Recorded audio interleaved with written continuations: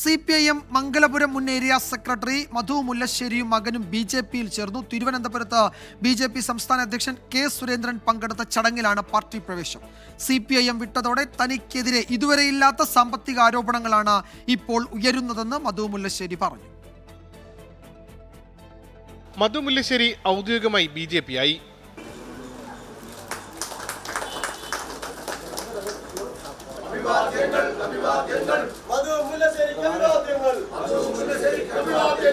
മധു മുല്ലശ്ശേരിയെ പോലെ നിരവധി പ്രവർത്തകർ നരേന്ദ്രമോദിയുടെ ആശയങ്ങൾ ഉൾക്കൊണ്ട് BJPയിലേക്ക് എത്തുമെന്ന് സംസ്ഥാന അധ്യക്ഷൻ K. സുരേന്ദ്രൻ. BJPയിലേക്ക് എത്തുന്ന ആൾക്കാരെ CPM വേട്ടയാടുകയാണെന്നും K. സുരേന്ദ്രൻ ആരോപിച്ചു. 2.5 വർഷം മുമ്പ് ഗാർഹിക പീഡന പരാതി ഉണ്ടായി എന്നാണ് ഇപ്പോൾ പറയുന്നത്.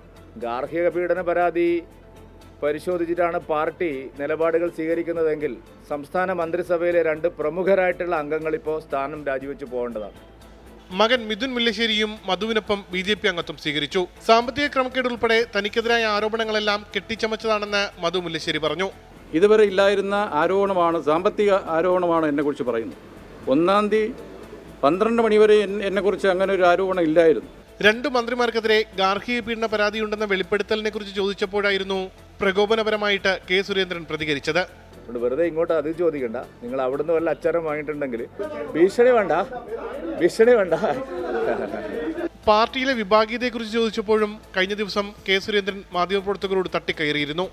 24 തിരുവനന്തപുരം.